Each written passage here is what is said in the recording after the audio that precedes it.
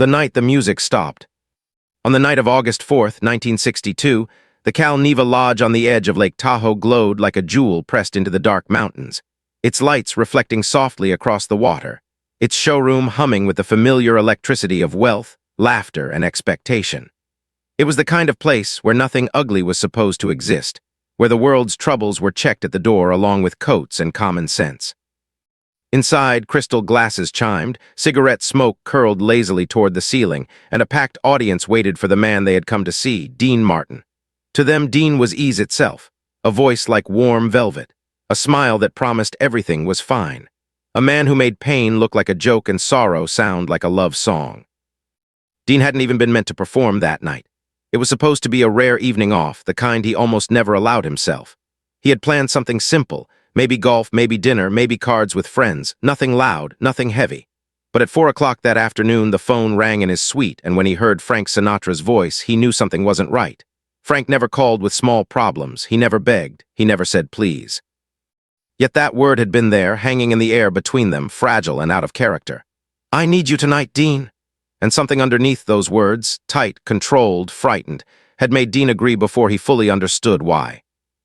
By the time Dean stepped backstage at 8:30 p.m., the lodge was already alive. Staff hurried. Musicians tuned. Laughter rolled in from the showroom in waves. Dean went through his familiar routine, loosening his tie, sharing a few easy jokes with the band, sipping a drink he didn't need but always held before a show. On the surface, he looked the same as he always did, relaxed, charming, unbothered. But something in Frank's voice still lingered in him, a faint tension he couldn't quite name. He pushed it aside. He had learned, over decades in the spotlight, how to turn feelings into performance and performance into armor. At 9:05, he took his place at the side of the stage. The band leader nodded. The lights dimmed. Applause swelled. And Dean Martin walked out into it, smiling, waving, becoming once again the version of himself the world loved. He opened with humor, as he always did, a light remark about filling in, a playful tease that made the room feel intimate, like a private party instead of a crowded resort showroom. Then the music began, and his voice slid effortlessly into the melody, warm and unhurried, wrapping itself around the audience like an old friend. The first songs went smoothly, the crowd leaned in, the glasses refilled, the laughter came easily. Dean moved the way he always moved, untroubled, unpressured, the picture of a man who belonged exactly where he stood. And then, between one verse and the next, he saw Frank. Frank Sinatra stood just inside a side entrance, half in shadow, half in light. He wasn't smiling. He wasn't watching the stage the way a friend watches a performance. He looked instead like someone who had walked into the wrong room of his own life. His shoulders were stiff, his face was pale, and even from a distance, Dean could see it in his eyes, that hollowed, stunned look that didn't belong in showrooms or casinos or any place built on distraction. Dean kept singing, the band kept playing, the audience kept listening. But a thread of cold awareness slid through him as he tracked Frank's slow movement along the wall, closer and closer to the stage. Frank never did this, never interrupted, never appeared unannounced, and with every step Frank took, the feeling grew heavier, as if the air itself were thickening around Dean's voice. He finished the song to applause. The clapping sounded loud, almost inappropriate, like laughter at the wrong moment. Dean started to introduce the next number, and then Frank was there, just below the stage, lifting one hand slightly, a small, unmistakable gesture. "Come here." Dean hesitated only a fraction of a second before stepping toward the edge. The audience, seeing Frank, brightened. Some smiled. Some leaned forward, expecting a surprise duet, a familiar Rat Pack moment, something playful. Dean bent down, microphone still in his hand, the spotlight warm on his face. Frank leaned up and spoke into his ear. 5 words. Dean didn't hear the band anymore. He didn't hear the room. He didn't even hear his own breath. The meaning of those words struck him not like a sound, but like a physical force, something that went straight through him, something that took the light with it. His smile vanished. The color drained from his face so quickly it was almost visible. His hand tightened around the microphone, not to hold it, but because it was suddenly the only solid thing left in the world. For a few long seconds, Dean Martin stood perfectly still under the stage lights, eyes fixed on Frank, expression stripped of every mask he had ever worn. In that brief, terrible silence, the audience felt it too, that subtle wrongness that precedes bad news, the instinctive knowledge that something had broken just out of sight. Murmurs rippled through the front tables. A few people stopped clapping altogether. Dean straightened slowly, He turned back toward the room that moments ago had felt safe. His mouth opened. No sound came out. He looked down at the microphone in his hand as if he didn't recognize it, as if it belonged to a stranger. And then he did something he had never done in his entire career. He walked off the stage. No joke, no goodbye, no explanation. The band faltered, confused, the music collapsing into a scattered, uncertain stop. The applause died into restless noise. Frank stepped forward quickly, picking up the microphone Dean had set down without seeming to notice. His voice, when he spoke, was steady, but only just. "Ladies and gentlemen, Dean isn't feeling well. We're going to take a short break." It was the kind of sentence meant to close doors, to smooth edges, to keep the surface intact. Backstage, Dean didn't slow. He went straight to his dressing room, shut the door, and locked it. He stood there for a moment, hands still on the handle, forehead pressed lightly against the wood, as if the hallway itself were too much to face. Then he crossed the room and sat heavily in the chair by the mirror, staring at his own reflection, the face of a man who had spent his life convincing the world he was untouched by anything. A knock came, then another, Frank's voice low, controlled. "Dean, open the door." Silence. "Dean, let me in." Still nothing. Frank waited. He listened. Inside the room, Dean breathed in short, uneven pulls, his chest rising and falling like he'd run too far, too fast. Whatever had been whispered into his ear had not stayed there. It had spread. Frank finally spoke again, softer now. "I'm sorry, Dean, I know." He paused. "Take the time you need." When Frank walked away, the hallway felt cavernous and far. Dean stayed where he was, eyes unfocused, memory already pulling him backward, years before the applause, before the lights, before the carefully practiced indifference. Back to quieter conversations. Back to laughter without an audience. Back to a voice on the telephone late at night, tired and unguarded, asking not to be adored but to be understood. The crowd outside would never know what had been said. They would never know why the music had stopped. But for Dean Martin, the night was already over. And something in him had already begun to crack. The woman behind the spotlight. Dean Martin did not leave his dressing room until well after midnight. The laughter from the casino floor had softened into a distant murmur, the clatter of dishes into the low rhythm of cleanup, the lodge itself slowly returning to its nighttime hush. When he finally stood, his legs felt strangely unfamiliar, as though his body had been borrowed and returned damaged. He buttoned his jacket with hands that did not quite obey him, paused once in front of the mirror, and then deliberately turned away. He did not want to see the man staring back. He already knew what he would find there, a performer stripped of performance, a professional smiler with nothing left to hide behind. He walked out through a private corridor and into the cold Tahoe night. The air off the lake was sharp, clean, almost cruel in how alive it felt. Dean drew it into his lungs anyway, over and over, as though oxygen itself might steady what had been shaken loose. The lodge lights glittered behind him, the same lights that had once made him feel invincible, protected, wrapped in spectacle. Now they felt false, like scenery left standing after the play had ended. He did not go to his car. Instead, he drifted without direction along the edge of the property, past quiet cabins and darkened windows, past pine trees whispering softly in the wind. Every step pulled him deeper into memory, into a place he had not allowed himself to live for years, because memory, unlike performance, did not wait for applause. Memory demanded. It had begun nearly a decade earlier, on a studio lot buzzing with ambition and artificial sunshine. Dean had been younger then, still known more as half of a comedy act than as the voice he would later become. He had wandered into the commissary one afternoon looking for coffee and found himself face to face with a woman the entire world seemed to recognize, even when she stood quietly in a corner with her hair pinned back and dark glasses hiding her eyes. Marilyn Monroe. Or, as she had introduced herself with a small, almost shy smile, Norma Jean when I'm allowed to be. They had talked at first the way famous people often did, circling harmless topics, trading light jokes, both instinctively careful. But something in her voice had caught him, not the breathy lilt the public adored, but a tiredness underneath it, a weariness that did not fit the posters. When he had made some offhand comment about everyone expecting him to be drunker, louder, looser than he really was, she had laughed, then stopped herself, as if surprised by the sound. "Isn't it strange," she'd said, stirring her coffee, "how people fall in love with the picture and forget there's someone standing behind it?" That was the moment the conversation changed. They did not speak like stars after that. They spoke like two people who recognized the same loneliness in different disguises. Over lunches that stretched too long and chance encounters that became intentional, a quiet understanding grew between them. She told him how exhausting it was to be looked at and never seen, how every room expected her to perform even when no cameras were present.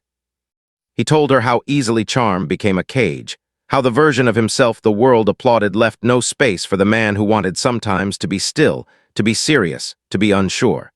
They did not promise each other anything dramatic. They simply stayed honest in a town that ran on illusion. Over the years, their friendship drifted in and out of focus as their lives filled with new projects, new headlines, new expectations. But every few months, sometimes late at night, sometimes unexpectedly in the afternoon, the phone would ring and one of them would hear the other's voice and the years would fall away. No publicists, no jokes meant for an audience, just Dean and Marilyn speaking the way people do when they are no longer trying to impress. The last time she had called him before Lake Tahoe, it had been close to midnight. He had been half asleep, irritated at the interruption until he recognized her voice. She sounded unsteady, not theatrically, but in a way that worried him, like someone trying very hard not to cry and failing. She spoke about insomnia, about the pills that were supposed to help but only made her feel stranger, about how the rooms felt too big when she was alone and too small when she was surrounded by people who wanted something from her. Dean had listened, offering what he could, grounded words, quiet reassurances, stories meant not to entertain but to anchor. Before they hung up, there had been a pause, heavy and uncharacteristic. "Promise me something," she'd said. "If people ever start talking about me like I was only a joke or only a tragedy, promise me you'll remember who I really was." He had smiled into the phone, trying to lighten what felt suddenly serious. "You're not going anywhere," he had told her. "But yes, I promise." Now, walking along the dark water, that promise echoed inside him with a weight he had never imagined it would carry. He remembered seeing her again only days before, here at the lodge, not under stage lights or studio lamps, but in a quiet hallway where no one was supposed to be anyone special. She had worn sunglasses indoors, a scarf drawn close as though she were attempting to vanish into herself. When she recognized him, relief had crossed her face so openly it startled him. They had gone somewhere private, somewhere without staff or onlookers, and she had talked. Not like Marilyn Monroe. Like a woman who was very tired of being Marilyn Monroe. She spoke about pressure, about how the world felt closer than it should, about how every conversation seemed to carry consequences she could not see but deeply felt. She did not accuse. She did not dramatize. She simply admitted fear. Dean, who had faced cameras and crowds his entire adult life, had found himself strangely unprepared for that quiet honesty. He had told her what he could, that she deserved rest, that she deserved distance, that she was more than the expectations closing in on her. When she hugged him goodbye, it had not been a star's embrace, quick and polished. It had been long, almost desperate, the kind people offer when they are afraid of letting go. Standing by the lake now, Dean pressed his hands into his coat pockets as if to keep them from shaking. He did not know what had happened in the hours between that farewell and the moment Frank had whispered in his ear. He only knew that whatever version of her the world would soon argue over, something essential had already been lost. Something that had nothing to do with headlines or history. Behind him, somewhere within the lodge's walls, phones were ringing. Decisions were being made. Stories were beginning to take shape. Dean could feel it even without hearing them, the machinery of explanation starting up, smooth and efficient, designed to make confusion manageable and pain presentable. He understood that machinery. He had lived inside it for decades. He had benefited from it. And for the first time in his career, he felt its full, suffocating weight. When he finally returned to his room in the early hours of morning, he did not turn on the lights. He sat on the edge of the bed in darkness, listening to the distant hush of the lake, and allowed himself, at last, to stop pretending he was untouched. He thought of a woman who had wanted to be ordinary in a world that refused to let her. He thought of a promise made too easily. He thought of how fame, for all its noise, was very good at hiding silence. And in that silence, Dean Martin understood something that frightened him more than any audience ever had. Some losses do not arrive with spectacle. Some do not announce themselves with music or applause or even tears. Some arrive like a hand closing around the heart quietly, firmly, and once they are there, they do not let go. The promise that would not sleep. Dean Martin left Lake Tahoe before the sun had fully lifted itself over the mountains. The road away from the lodge curved along dark water and sleeping trees, and he drove it without music, without hurry, without any clear destination in mind beyond distance. Every mile felt like a small attempt at escape, not from what had happened, but from what had begun to form around it, the explanations, the versions, the neatness that tragedy is so often forced into. The world had not yet officially learned what had been lost, but Dean already felt the shape of the story being prepared, The way certain events are softened before they are handed to the public, trimmed until they fit inside comfortable sentences.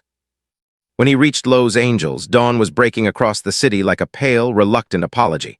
The familiar sprawl of streets and palms looked unreal, like scenery built to distract the eye from something that could not be repaired. He went straight home, shut the door behind him, and for a long time did nothing at all. He did not sleep. He did not eat. He sat in his living room as the light moved slowly across the walls, replaying conversations that now felt unfinished in ways he had never considered before. He heard her voice in fragments, not dramatic, not famous, but tired, thoughtful, sometimes unexpectedly sharp. He remembered the way she would tilt her head when she was thinking, the way she would listen not as Marilyn Monroe, but as a woman trying to understand what was being said to her. He remembered the promise he had made, casual and certain in the moment, never imagining the silence it might one day require. By mid-morning, the phones began to ring. Managers, friends, industry voices that carried concern in practiced tones. He let them ring. By afternoon, he could no longer avoid what had already reached every newsroom in the country.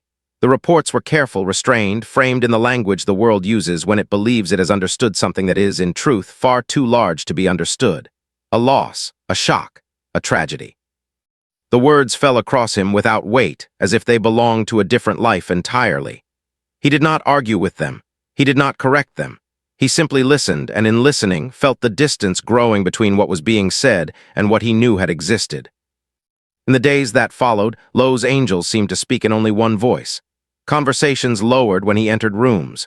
People reached for him with sympathy, with curiosity, with a need to participate in something they did not fully grasp. He accepted their gestures politely. He answered their questions vaguely.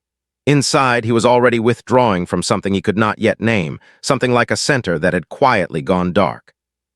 When the funeral was announced, he went not as a celebrity, not as a colleague, but as someone who had known her in rooms without cameras, in conversations that would never make sense to anyone who had not been there. He stood at the back, away from the small gathering, watching the formalities unfold, listening to the careful words chosen to honor a woman the world had never quite allowed to exist without interpretation. As the ceremony ended and the people began to disperse, Dean remained where he was long after it would have been reasonable to leave. He watched the space empty. He watched the quiet return. He felt the promise again, sharper now, stripped of its original innocence. He understood with a clarity that brought no relief that promises made between friends are not dissolved by death. They change shape. They become heavier. They stop being about the other person and begin to be about who you are willing to become in their absence. Work resumed as it always does. Contracts did not pause. Schedules did not soften. The world that had been built around Dean Martin expected Dean Martin to continue. And he did. He walked onto stages. He smiled into cameras. He sang the songs people loved. He delivered the lines that had once come so easily. But something had altered in the space behind his eyes, a slight delay between the sound of applause and the place inside him where it used to land. He had always understood performance as a kind of protection, a way to guide attention where you wanted it to go. Now, for the first time, he understood it also as a way to hide. At night, when the noise finally faded, the promise returned. He thought of how simply she had asked it, not as a demand, not as a confession, but as something she needed someone to hold when she could not. He thought of how easily he had given it. He had not imagined circumstances. He had not weighed consequences. He had answered her as a friend answers, believing friendship alone would be enough. Now he stood between that promise and a world that had already decided what it wanted to hear. He stood between memory and machinery, between private truth and public comfort. There were moments in those early years when he almost spoke. A question in an interview would linger too long. A comment would open a door that did not close easily. He learned to feel the room shift before anyone else noticed it, learned the exact instant when curiosity tipped into danger, when interest sharpened into something less forgiving. He became careful. He became precise. He began to understand that silence was not simply the absence of words, but a kind of language itself, one that required constant attention, constant restraint. Each time he chose it, he felt the promise tighten, not around his throat, but around his conscience. He carried her with him into small moments no one saw, a pause before a song, a look at the audience he suddenly imagined differently, a recognition, sharp and unexpected, of how easily a person could be adored and yet profoundly unknown. He found himself watching people more than he had before, listening for what they were not saying. He became quieter off stage, less inclined to perform when there was no spotlight demanding it. Friends noticed a difference they could not describe. They spoke of age, of wear, of the natural changes that come with time. Dean let them. It was easier than explaining that he was living with a conversation that never ended. Years passed. The world moved forward with the confidence of something that believes it has closed a chapter. New stories took its attention. New faces filled the screens. Her image, preserved and repeated, hardened into something iconic and distant, something that belonged to everyone and no one at once. Dean watched it happen with a strange detachment, as if he were observing the slow construction of a monument built not over a grave, but over a voice. He did not fight it. He did not correct it. He only felt, each time her name surfaced in laughter or speculation, the quiet friction between the woman he had known and the figure she had become. In private, he kept small things. A note she had once written him after a show, thanking him not for the performance, but for the way he had spoken to her afterward, as if the applause were irrelevant. A photograph taken in a moment no one would recognize as important, two people leaning toward each other in conversation, not posing, not aware of being observed. These objects did not comfort him. They anchored him. They reminded him that beneath the narratives, beneath the endless retelling, there had been a real person who had trusted him with something simple and terrible and human, the request to be remembered truthfully. And it was in that remembering that Dean Martin began to feel the true cost of the promise he had made. Not in fear, not in regret alone, but in the slow realization that some promises do not ask us to act. They ask us to endure. They ask us to live with the distance between what is said and what is known, between what is celebrated and what is lost. They ask us to carry a truth that cannot be displayed without being damaged, a truth that survives only as long as someone is willing to protect it in silence. Dean did not yet know how long he would carry it. He only knew that it had not loosened. It had not faded. It had not forgiven him for being easier to keep than to fulfill. And somewhere beneath the songs, beneath the laughter, beneath the polished ease the world still demanded from him, it continued to wait, patient and unrelenting, for something he was not yet ready to give. The man who carried the quiet. Time did not loosen its hold on Dean Martin. It only changed the way it pressed. The years moved forward with the steady indifference of something that never looks back, carrying him through new shows, new recordings, new chapters the world was eager to celebrate. His voice deepened. His presence softened. His reputation settled into something almost mythic, the image of a man who seemed to float above seriousness, who made everything feel lighter simply by entering the room. And yet beneath that carefully maintained ease, something continued to live that no applause ever reached. It was not a wound in the way people imagine wounds. It did not bleed. It did not announce itself. It existed more like a second heartbeat, quiet but persistent, keeping time with moments no one else could hear. Those closest to him noticed the rituals long before they understood them. Certain dates on the calendar when he would grow withdrawn without explanation. Certain evenings when he would refuse invitations he normally would have accepted without thought. Sometimes he would sit alone long after the house had gone still, a single lamp lit, the rest of the room given back to shadow. If asked, he would smile and wave the questions aside, offering humor where honesty might have unsettled. He had learned over decades how to make deflection feel like charm. What he had not learned and never would was how to place down what he carried. As the world reshaped its memory of the woman he had known, Dean found himself increasingly out of step with the noise surrounding her name. Articles appeared, then books, then endless discussions, each one claiming to reveal something essential, each one reducing complexity into something consumable. He read some of them. He avoided others. None felt close to what he remembered. They spoke of an image, of a symbol, of a story that could be told in headlines. He remembered conversations. He remembered questions. He remembered laughter that was uncertain, relief that was brief, courage that appeared in places no camera had ever bothered to look. And it was this distance between the public version and the private reality that began to trouble him more than any single interpretation ever could. He had promised to remember her truth. He had not promised the world would want it. There were interviews years later when he came nearer to the edge of that promise than he ever had before. The questions grew more reflective as time passed, less interested in spectacle, more willing to consider what fame itself cost the people it crowns. When her name surfaced, as it inevitably did, something would change in his voice that even practiced listeners could hear. He spoke of intelligence where others had spoken of novelty. He spoke of sensitivity where others had spoken of weakness. He spoke of curiosity, of humor, of an awareness that had surprised him from the beginning. He did not contradict the world outright.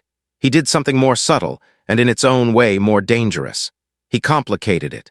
He reminded anyone willing to listen that the woman they thought they knew had been, at every moment, more than what they were shown. After one such conversation, recorded and broadcast into living rooms across the country, he sat alone and watched himself on the screen. He saw a man older than he felt, eyes carrying a gravity his smile no longer entirely concealed. He heard himself speak of her not as an icon, but as a person. When the segment ended, he did not feel relief. He felt only the familiar, quiet tension between what he had said and what he had not. He understood then, with a clarity that did not frighten him but settled him, that he would never complete the promise in the way he had once imagined. There would be no great correction, no moment of release, no final, satisfying truth offered to the world. What he could give, he had already begun to give in fragments, in tone, in the insistence that memory itself deserved more respect than mythology. In his private spaces, the evidence of that insistence remained. A few carefully kept papers, a photograph no one else ever asked about, objects that would have meant nothing to anyone who did not already know. They were not trophies of the past. They were witnesses. They reminded him, on days when even he felt in danger of becoming only what the world expected, that he had once been trusted with something fragile. That he had once been asked not to entertain, not to distract, not to charm, but simply to remember. Age altered his pace, but not his awareness. He became gentler, less interested in the rhythms of constant performance, more drawn to quiet company, to the steady comfort of family, to moments that did not require explanation. And yet each year when the season turned and the air carried the faintest suggestion of that Tahoe cold, something in him would withdraw.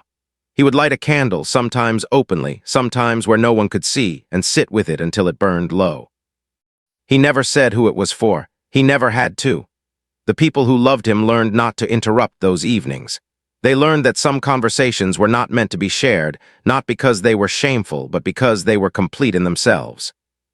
When the later years arrived and his public life slowed into something like reflection, Dean Martin became a man often described as nostalgic, sentimental, softened by time. Few recognized that what they were seeing was not nostalgia but endurance. He was not living in the past. He was living with it. There is a difference the world rarely understands. Nostalgia turns memory into comfort. Endurance turns it into responsibility. After his passing, when his personal things were finally sorted by those he had left behind, they encountered the traces of that responsibility without immediately knowing how to name them. Papers folded and refolded with care. Notes written not for display, but for preservation. Small, human artifacts of a friendship that had never belonged to the spotlight. In reading them, in touching them, his family began to understand something they had only sensed before. That much of what had shaped the man they loved had taken place in a conversation that never truly ended, one that had continued long after one voice in it had fallen silent. It is tempting, when looking back on a life, to search for its loudest moments, its grandest triumphs, its most visible wounds. But some lives are not defined by what can be pointed to. Some are shaped by what is carried. Dean Martin's legacy to the world remains full of music, of laughter, of a voice that still warms the air long after it stops sounding. To those who look more closely, it also contains something else, something less comfortable and more human. The story of a man who once promised to remember someone truthfully and who spent the rest of his life learning what that promise required. Because not every promise asks to be fulfilled through action. Some ask only that we refuse to simplify what was complex, that we resist turning people into stories that fit too neatly, that we honor in the quiet ways available to us the reality that existed before the world decided what it wanted to see. Dean Martin never stood on a stage and explained what he carried. He never turned memory into spectacle. He did something harder. He lived with it. He let it soften him where he might have hardened. He let it slow him where he might have rushed past. He let it remind him again and again that behind every image the world consumes, there is a person who once trusted someone to see them. And in that seeing, imperfect and incomplete as it was, Dean Martin kept the only version of the promise that had ever truly been possible. He did not give the world a new story. He protected a real one. And though it never freed him, it shaped him into something quieter, heavier, and in the end, more honest than the man who had first walked out under those lights, believing that every song could resolve itself before the final note.